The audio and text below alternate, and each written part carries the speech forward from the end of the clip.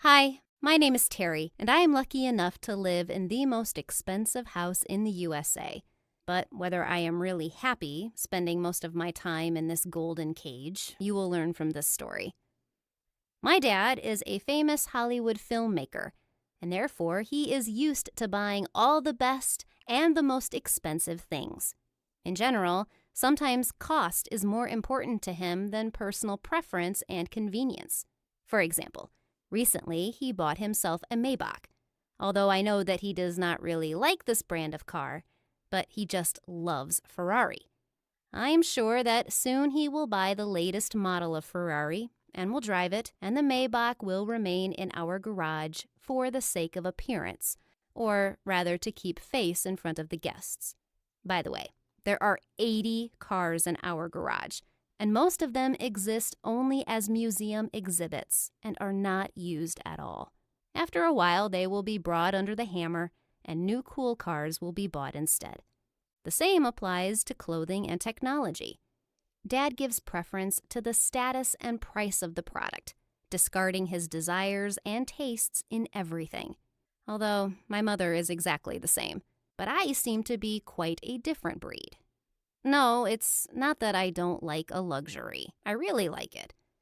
As I said above, our house is the most expensive house in the USA, and this is all for a reason. We have a 4-lane bowling alley, a billiard room, 5 pools, 2 gyms, a helipad with a helicopter, a cinema for 40 people, 12 bedrooms, 21 bathrooms, 3 kitchens, and several living rooms and study rooms, a board game room with a ping pong table, 5 children's playrooms, a car museum, a museum of luxury and art, and 2 wine cellars stocked with the world's best wines and champagnes. And of course, all this is made from the best materials and based on sketches of famous designers. Oh yes, the terrace offers breathtaking views of the Pacific Ocean and Los Angeles.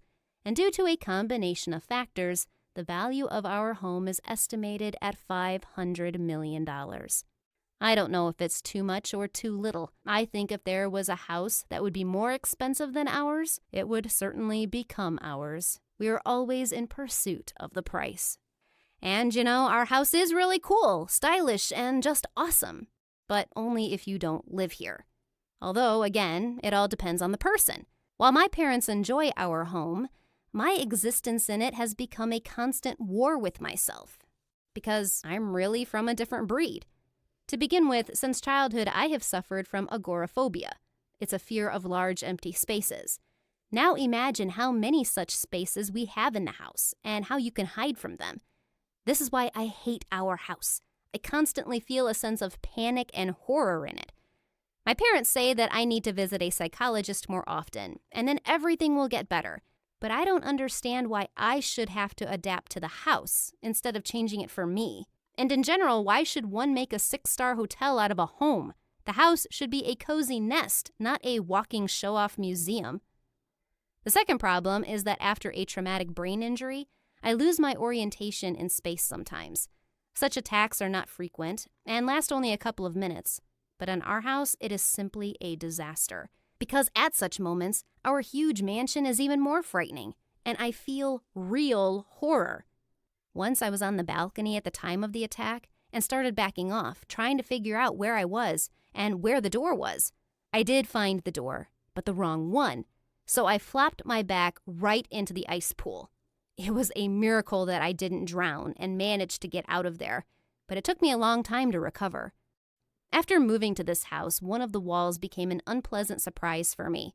The fact is that there is a huge aquarium with jellyfish inside of a wall. It's cute, you might say. Well, it may be cute, but it's hell for me because I'm very afraid of jellyfish, and it's a form of zoophobia.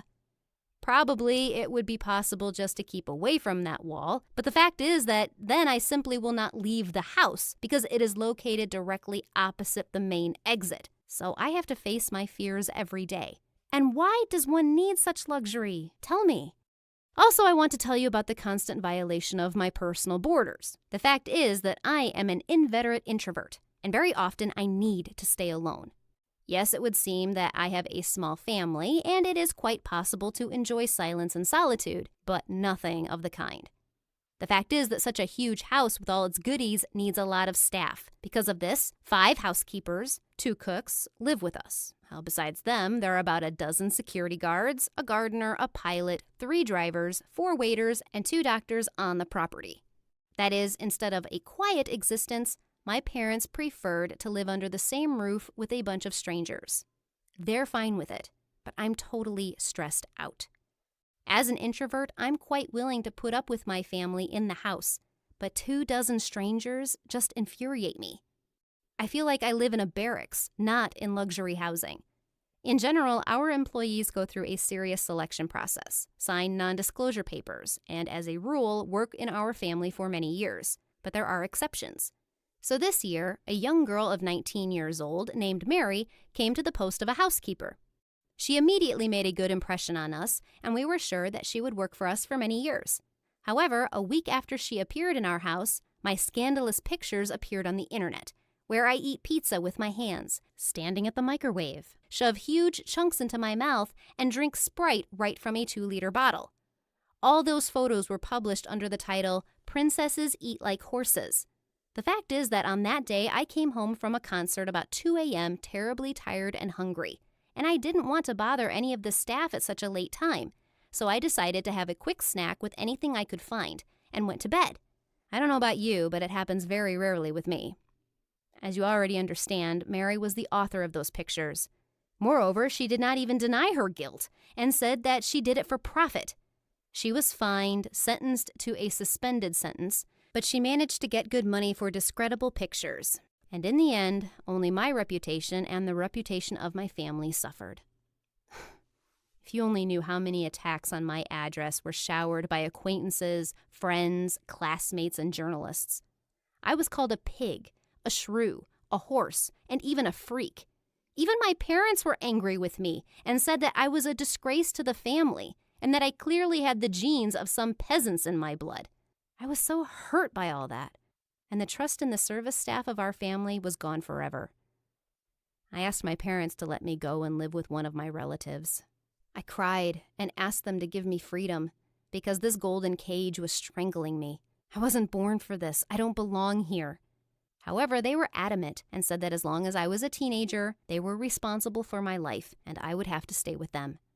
After the incident with the photo, many people turned away from me, and I have almost no friends left.